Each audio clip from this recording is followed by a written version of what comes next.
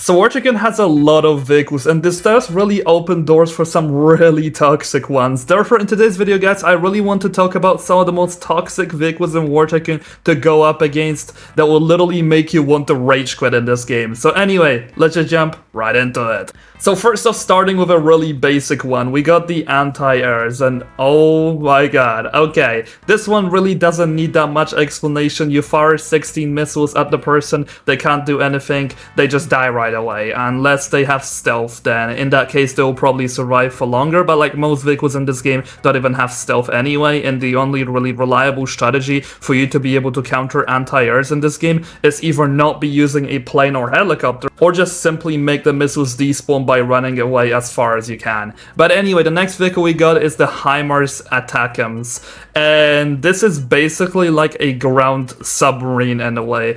It's a vehicle that you spawn right away just to get a free kill, and the thing that really makes it somewhat balanced at least is that it costs 10 parts, so you're essentially paying 10 parts for one missile. However, this missile is deadly, and in most cases it's able to one-shot so many vehicles in this game from across the map. It's so annoying every time this happens to me. Whenever I'm having like a crazy streak, this thing just comes out and just shoots me out the sky, and I'm like, oh. Okay, I guess. But anyway, the next vehicle we got is the Apache Longbow. So the Apache Longbow has really kind of changed over the years. It definitely used to be way worse. However, you cannot tell me that 16 anti-ground missiles isn't toxic. You literally just spam 16 of these missiles at the person, and in most cases they basically die. It's not as bad anymore because you can simply just use the smoke and kind of just go in and out of the smoke and you'll be fine in most cases, but then they can still mow you down with the machine gun. But anyways, next up, moving into the Overlord, and this vehicle is very funny to deal with sometimes because in a lot of cases you're gonna absolutely destroy the Overlord user because they simply don't know what they're doing. It's kind of what happens with most pay-to-win users in this game. However, if you come across someone that's actually good, yeah, you may as well just press leave, because this thing will absolutely shred your plane or helicopter with the flak gun in below a few seconds. It's got insane movement, it's got missiles which can literally lock on through walls so you know where the person is. So you can first fire 8 missiles at the tank, and then get close, kill them with rockets or even the main gun. And then of course it's also got APS. The Overlord is perfect at being a toxic vehicle. Is it a little bit overrated sometimes? Yes. Is it toxic? Yes as well. But yeah, now moving into the UAVs and UGVs. So this one is kind of self-explanatory. They recently added the UGVs as a category, and the main thing that really annoys me with it is that you can just simply spawn these vehicles in, and once the person kills you, they don't even get a kill in the feed. And the worst part about the UGVs and the UAVs is that their main reliable form of damage is using ranged weaponry, which is just missiles. And that is just really annoying to deal with, especially when you don't get a lock-on warning due to some annoying bug. Another thing that annoys me about the UAVs themselves is that you can just simply have the same turning speed as some of the top planes in the game. So if they want to kill you with their cannon, oh good luck, you can't really do that. You just specifically have to fight these vehicles with missiles, which is just kind of bland and boring. And even if they die, they can just continue spamming these vehicles, because whenever you die normally, you kind of get a walk back and get to from A to B, right? However, with the UAVs or UGVs, you can just spawn them immediately without having any walking distance, so you can just get back into the fight straight away without giving the opponent a chance to even regenerate their health in the gas station or whatever. Next up, we got the submarines. Okay, I think this is the most self-explanatory one. There's really nothing you can do when a submarine is just underwater spamming TV-guided missiles at you, or being across the map spamming freaking ballistic missiles at you. It's just crazy whenever it happens, and it makes me want to leave the server every single time. And there isn't a way to make the submarine experience really balanced, because the subs have always been really overpowered in every video game that there is. They will just always be annoying no matter what. They kind of are like this in real life as well. But anyway, next up, moving into the Independence X. So the Independence X is toxic for 2 different reasons. One is that it's the most expensive limited in the game, which only 7,500 players were able to obtain. So you kind of feel special, and the people that you kill don't feel very good about it, because there's they just cannot get the Independence X because it was too expensive, I guess. But another issue which I also have with it is that the railgun can literally cheese every single ship at range. All you can do is stay away like 4,000 to 5,000 stats from the zoom world and just shred it at a distance without the zoom world being able to do anything about you. It's so annoying whenever that happens, and you won't come across this too much. However, if you do have a smart player that you're fighting against,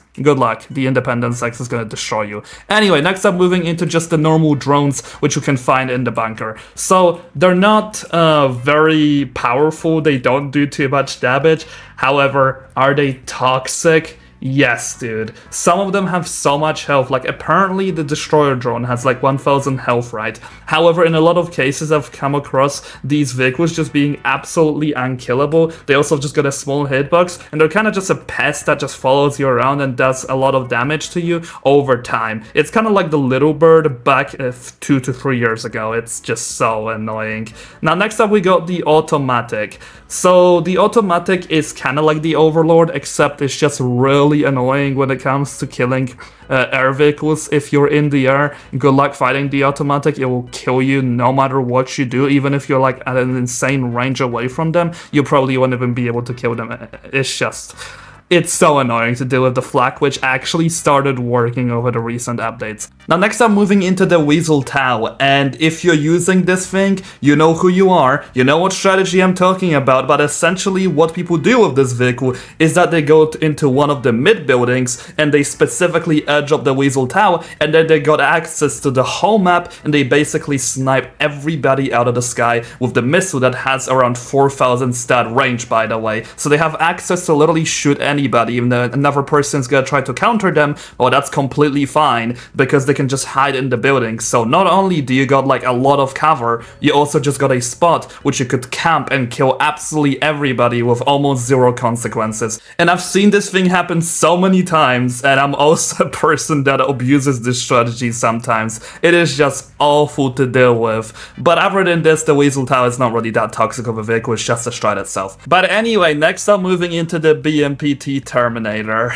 and this is a very funny one, because the BMPT, yes, it has been nerfed, but could you tell me how it isn't toxic that a vehicle goes 72 miles per hour and then goes up close and personal and then just hits you with 4 missiles and then, oh, I just lost all my health. I guess it's over now. That's literally how everybody feels whenever the BMPT just hits them or sneaks up on them. And there's almost nothing you can do about it if the BMPT player knows relatively what they're doing. And don't even get me started on its anti-air capabilities. This thing is just like, it's so terrible to have to deal with it sometimes. But anyway, now moving into the last vehicle on this list, I was really hesitant of putting the Seahawk here, however I do believe it deserves a spot. Is it kind of out of the meta? Is it still good? It's a little 50-50, but is it hella annoying when you die due to having no lock-on warning? Yes, very much so, and the issue with the Seahawk is it kinda just has a toxic playstyle where it has really high speed, it has the stealth, and it can just run away and hit you with missiles. The playstyle itself is kinda similar to the